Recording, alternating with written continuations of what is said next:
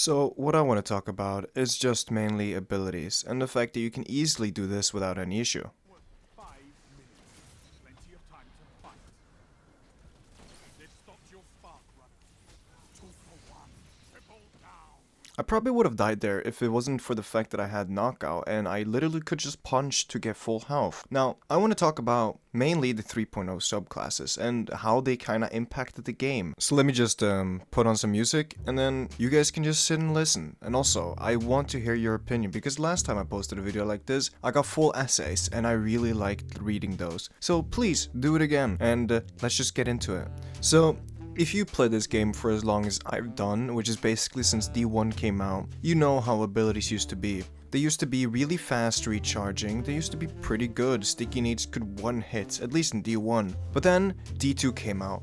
They wanted to take it a little bit slower, which I kinda respect. Then they chose double primary system and all of that stuff. And then when Forsaken came out, they kinda buffed abilities a little bit too much. And we saw what happened with, the third tree, as I like to call it. And then they tuned those down and it kinda get in a better spot. But then we got Stasis. We all saw what Stasis did to the game, and we all know what this Strand ability is gonna do to the game, because it's a great selling point for Bungie to actually get people getting the DLC. Right? Because if it's oppressive, annoying, and you have to get it, then it's gonna be very tempting to buy the DLC to be able to compete. Stasis did it, Strand will do it again. And yeah, that's just a great marketing point. So let's just look at the Arc 3.0, Void 3.0, and Solar 3.0 subclasses. Because there was a lot of change happening. Before, it used to be kind of like, oh, you had to choose a specific tree, and then, you had to play around those. Now you can just pick and choose whatever you like, which is why kinda it goes out of the boundary, at least for what this game is supposed to be, which is why PvE and PvP has gone really different since ever those came out. Now, with PvE, everything just becomes too easy. You can easily solo a Grandmaster if you're on, for example, Void Hunter or Arc Titan, because everything just dies. Arc Hunter does it as well, and Void Warlock can easily do it as well. Solar Warlock, it doesn't really matter. You can really just play with anything and you will do pretty good. Abilities just makes this game way too easy. Now you can say, oh, this game is very casual, it's not supposed to be hard. Then again, when you think about Grandmasters, they're supposed to be the pinnacle of challenge for this game. And when you can easily solo that with just abilities, it doesn't really make it that challenging. And for PvP, it's kind of just broken the whole game. Because now, if you ain't a Orc Titan, you kind of just lose. You have a lot of annoying abilities like Child of the Odd Gods, you have Lightning Surge, you have Knockout, you have Juggernaut, you have Bastion, you have, a lot of annoying abilities. Let's just say like that, and you can pair it up with any fragment or aspect that you want and it will kind of just do its own thing. There's not a lot you can change about it. Now, what I would like to see is if they kind of tuned it down a little bit with, how much damage stuff did, charge rate, and some supers need a buff, at least if they want to compete in, let's say, Trials of Osiris, because I know Bubbles and Wells are really strong because you get it first, but any other super will win against them. It's like if you have a Behemoth, it can freeze him through the bubble. If you have an Arc Staff, you can easily kill people inside of a well. It doesn't really matter. It's just the fact that they charge so fast that it's the only super that's gonna matter. And I don't like that. They need to tune down the charge rate for bubble and well in PvP specifically. It shouldn't really be that bad. And some abilities like Storm Grenades on Titan with Touch of Thunder, it kind of makes it ridiculous. You just throw a nade and then it tracks the enemy and kill all of them. It's pretty unbalanced. See, what I enjoyed about Destiny when I started playing, or at least got into PvP, was the fact that gunplay mattered. Now again, when I started playing, there was a lot of cheaters, because I started playing around when Trials came out. That's when I really got into PvP. And there was a lot of cheaters, so 3-peeking was kinda necessary, and if you couldn't hit your shots, you basically would lose. So the game would punish you a lot. Now, you just have a free key to click grenade and get the fuck out, which is really stupid. Now then again, we are playing Destiny and abilities should take a part of it. I do think so, but to the extent it's doing right now, especially in PvP, not so much. Now we're just sitting back waiting for abilities, sitting laning with a scout or a pulse rifle. And the one thing I knew ever since they buffed weapons and everything was, if we ever get into a scout or pulse rifle meta, the game will feel awful. Guess who was right? And I don't know if Bungie realizes this, but if people aren't enjoying a meta, I understand, right? The fact that they want to change up the meta all the time. It makes it interesting, it makes it play different,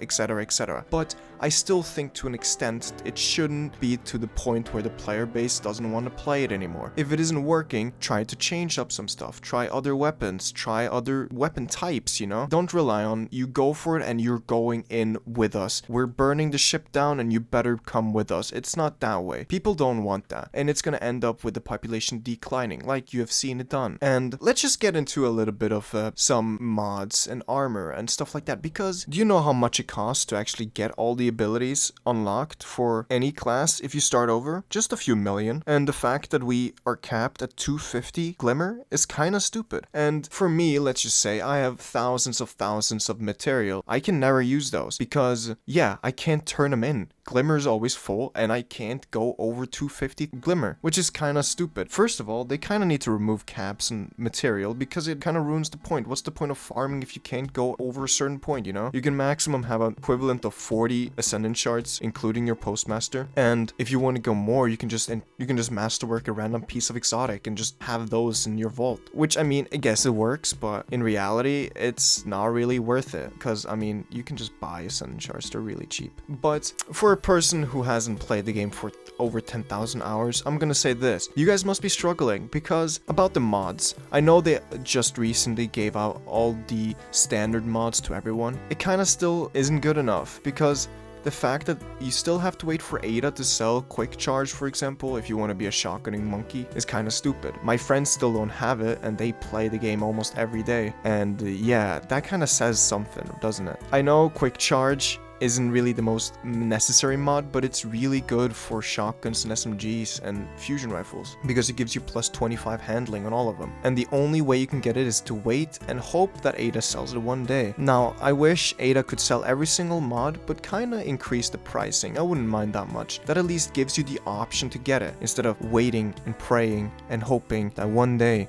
And not just that, sunsetting weapons hasn't really been the biggest part of the game either, you know, because the sunsetting part, it kind of ruined a lot of weapons, most weapons. There's over 1,000 guns in this game and you can't even use half of them. There's so many cool weapons, so many cool combos that are sunset. You can't really use in any PvE activities or in Trials of Osiris. Now, I know Iron Banner and everything like that don't need power requirement, but most people have already deleted all their guns, me included. I can't use my 2-tapping Kindle Orchid anymore. I can't use my Godroll Spare Ration anymore. I can't use my Tatara's Gaze that I loved because I deleted it because of sunsetting, and there's no way for me to get it back unless I jump on my alt account. But I don't really want to do that. I want to play on my account because there's a reason I play on my main account, because that's where all my stuff is. I don't want to start over just to play with a few guns, and there's no way for me to reobtain them in any way until Lightfall. They've already said they're bringing back legacy focusing, whatever that means. And Lightfall has a lot of features that I kinda am excited to see, but I hope it's enough. I hope what Bungie has planned is enough for the game to keep it going, because they've already announced they're bringing build crafting into the game. They've said they're bringing legacy focusing into the game, but we haven't gotten a lot of activities that we really want to see.